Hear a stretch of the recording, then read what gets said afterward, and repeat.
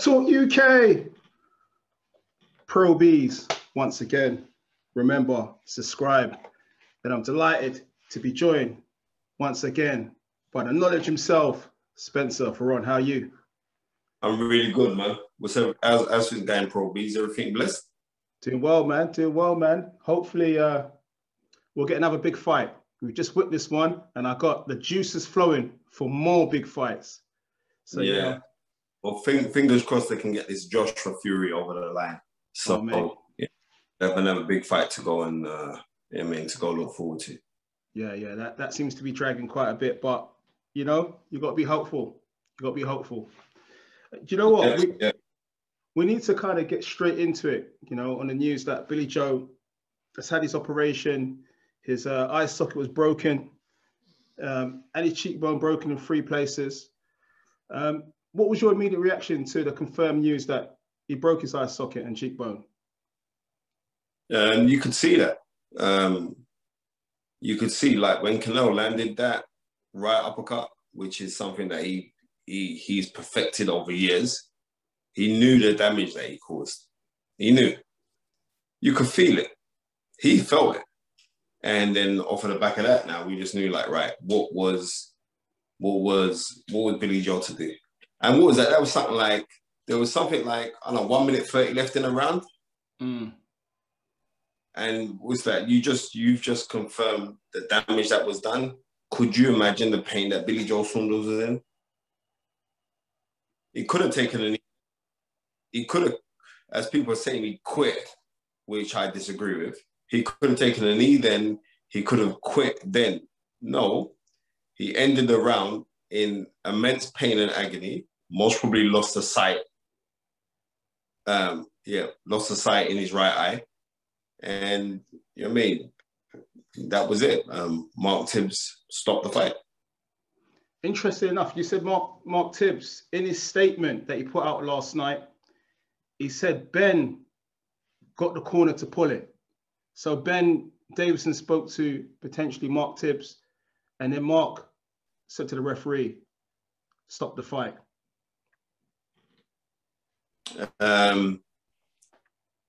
Well, if that is the case, then it is the case. But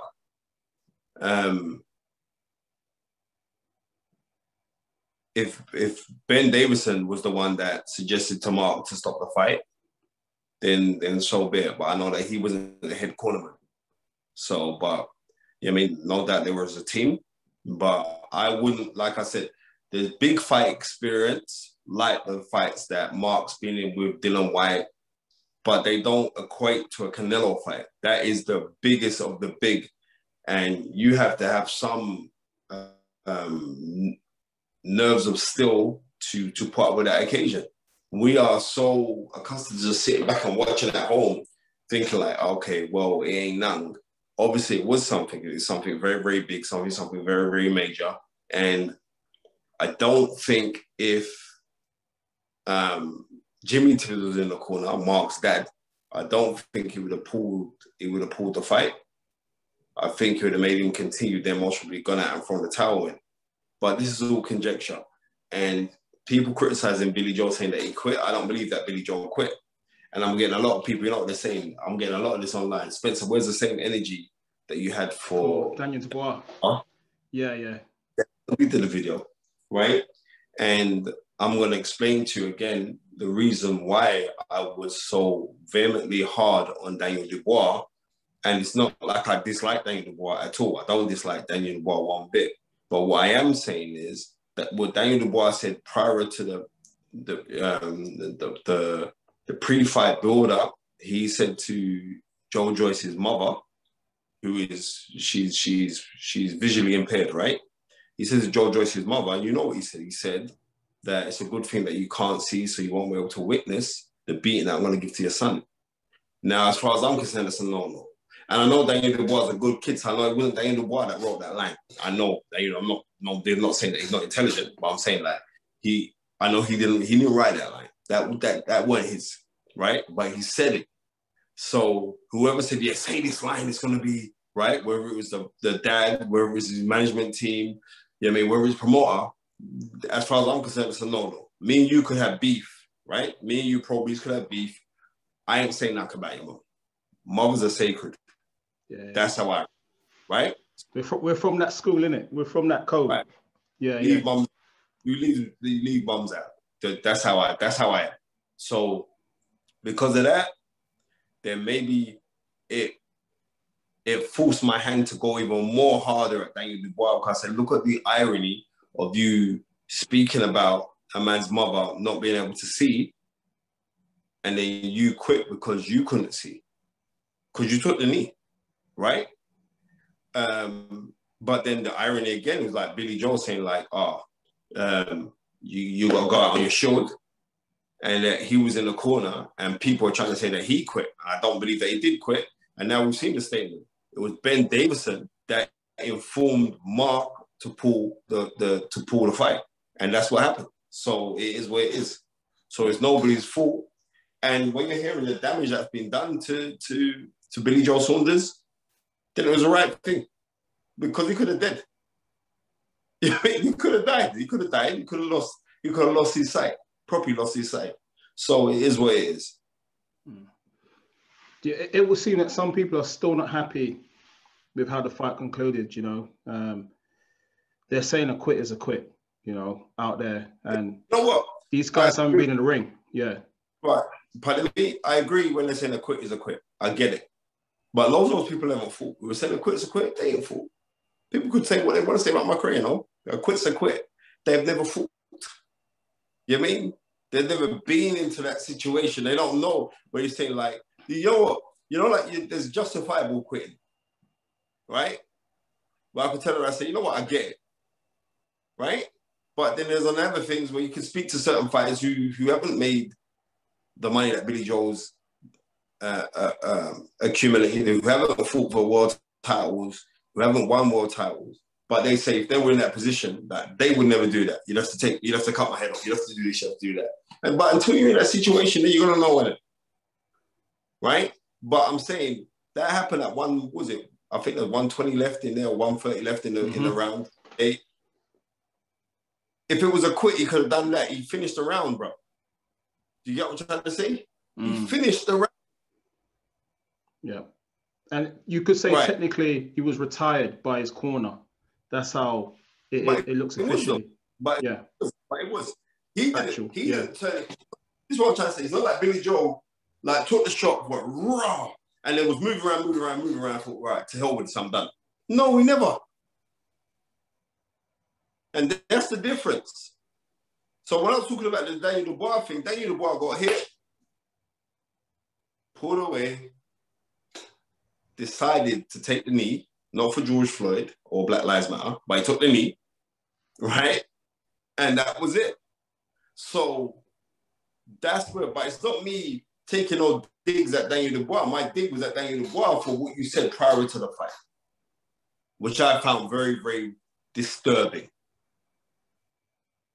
Right? And that's that. So that's just how I see it. I mean, and I'm glad that it's come out that it was Ben Davison that advised Mark to pull the fight. Okay. What did you make of Daniel Tabar lending some support to Billy Joe with a statement that he put out yesterday? Very, very good. Very, very good PR on his behalf. Right. You say PR. What exactly do you mean by that? What do you mean? It's PR. I mean, very good public relations. That's what it is. You mean you want to break it down even more than that? So if Daniel Dubois turned around and said, who could be justified and said, you see, look what happened to you, you see? Why you saying no? I'm going to take higher ground. I think Daniel Dubois had a lot to go reflect over. A I still got love in my heart for Daniel Dubois. But the reason why I weren't picking up Billy Joe about this quick thing or all the rest of it, because after the Daniel Dubois thing, which I did on your video, I did one on IFL as well. A lot of people came to me talking about our community and saying, like, Spence, you know what? You should be lending Daniel Dubois more support. But I was trying to tell people, like, what I was angry about. I was angry about the mother talk. Right? I'm just being real. I was angry about that. If it was any other circumstance, you wouldn't have heard me say anything. If you never said that line really jarred me. And I was upset. I was upset because I thought I was going to see a better performance from him. And let's not take away nothing from Joe Joyce, because I still tipped Joe Joyce to win the fight. But yeah. So what I'm saying is, like, Daniel Dubois could have bitched on Billy Joe and he wouldn't be seen as fault. But right now, it's like everybody's coming out on Billy Joe. But I think Billy Joe has now been a victim of the things that he's done in the past, right? I know Billy Joe. He's a cool guy. Yeah, he's cool. You know what I mean? Yeah, he's a cool guy. Yeah. But he's proper cool. But, yeah, like on certain things, when I'm looking, I'm saying, boy, you know what I mean? It's like sometimes you behave like you ain't had no brought-up-see, as we say in Jamaica. You know what I mean? Right. So, and you know, when you got brought-up-see, you know how to conduct yourself on certain things, right? But I'm not telling to say, like, Billy Joe, I'm not defending, like, and there were crash jokes about how to beat women and and all the rest of it, yeah? But he was joking, do you know what I mean? But unfortunately, that in this day and age of what we're in now, you can't really be running those jokes. That's a serious thing, you know? And I think he's become a victim of that. So everyone's like, they were just waiting. But, you know, it's crazy. If you'd have won now, if you'd have gone points, then we'll turn around and say, oh, yeah, you know what? You know, good on Billy Joe. We always knew he was going to go do it and all the rest of it. And now, unfortunately, Billy Joe, in the eyes of the British public, is now just being reduced to a traveller. And that's disgusting. Wow. Okay, on the other hand, we have Chris Eubank Jr., completely opposite to Daniel Tabar. You know, he obviously was very humoured by the defeat that Billy Joe suffered to Canelo. Yeah, but he's meant to be. They're rivals. You know what I mean? So I can't look at that and say, he don't like Billy Joe. And Billy Joe don't like him. So Billy Joe's been gunning him for the longest time. So it is. It's like it's gun for gun. So I can't look on anything that Eubank Jr.'s saying and like he's laughing at Billy Joe right now and all the rest of it. I can't wait.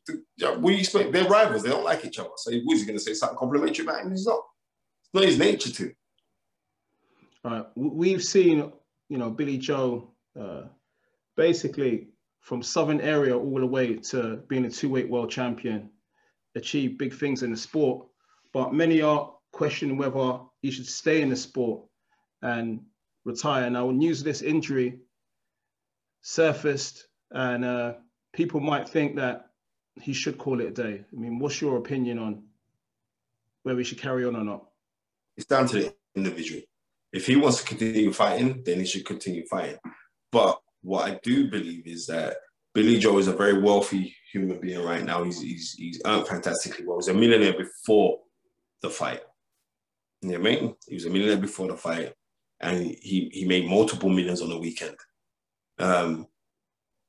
Billy Joe could actually retire because he has to ask himself, like, what else is there for him to do? That's a massive accomplishment. You're a 2-weight world champion. I mean, you got good wins on your record as well. And I allude to what Tyson Fury said, where he was saying, like, he'd have wished that Billy Joe had more fights going into fighting Canelo. You know what I mean? It'll be more consistent with certain fights. He didn't have those, but he did fight amiably. Forget about how the fight ended, right? He did fight amiably. He fought a really good, clever, technical fight. And at the end of the 8th round, I had it 4 apiece, right? That's how I saw it. I was judging it trying to be totally unbiased, because I noticed like Canelo's got a way of like turning up at round 1. He's already 3 rounds ahead, right? So, you know, it is what it is. And if Billy Joe was to retire, you know, think broken orbital orbital bone, and the face is broken in like 3 different places as well, right? The bone broken. Yeah. Cheekbone broken 3. That's a year out to heal. Yeah. Right, that's a year out. And then you know what also going to be? In the back of your head, that's going to be in the back of your head.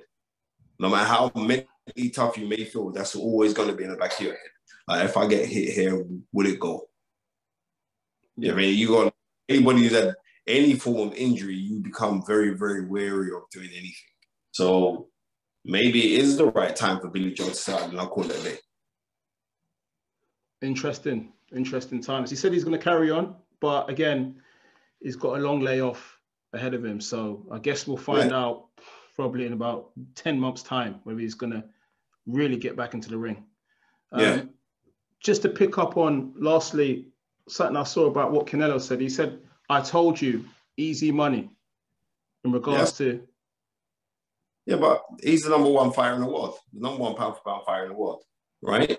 Terence Crawford is in there with a shout, all right? So he's number 1 pound for pound fighter in the world. And he was saying easy money. But I know that fight wasn't easy for him. So he could say, yeah, easy money. I know. Like, and people, and this is what I'm trying to say. It's no good me trying to argue with idiots who have never studied boxing like how I studied boxing.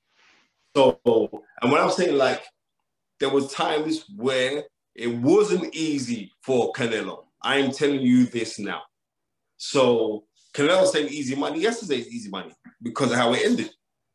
But it wasn't easy money. And on that performance, I'm telling you, Boo Boo will give him trouble, you know. Andre will give him trouble. Charlo will give him trouble, you know. Not necessarily saying they're going to beat him. I think the best man with the best possibility of beating him after what I saw with Billy Joe would be Charlo. I really do believe Charlo's in with a hell of a chance of beating Canelo. Interesting. I saw something that Mayweather said a little while ago. Sorry, just to finally conclude that. He said Canelo is copying my moves. Of course he is. Okay. You don't think so? That Paul counter was mad. Yeah. I mean, obviously you studied the technical aspect of boxing. Yeah. He got that from Floyd, where Floyd used that on him. Yeah. Right, exactly. He got that from Floyd. But the thing is, his body type is different to Floyd's. So he's looking to generate power on them shots and sit down on those shots, right? Floyd, even in his heyday, I still think that Floyd at a push could still do junior war. Right? So remember, Floyd started at 130. Right. Difference. So I mean, remember when Floyd was like 130, 135, Floyd was clapping out brothers. But as you go up in the weights, you don't take that power with you. Right? So it is what it is, man. But yeah, definitely, Floyd's right by saying that. Canelo West. But the thing about it is this, mark my words, it's not going to be long before people are going to say that Canelo is greater than Floyd Mayweather. Remember, I'm telling you, remember this conversation. I can hear the little flutterings right now.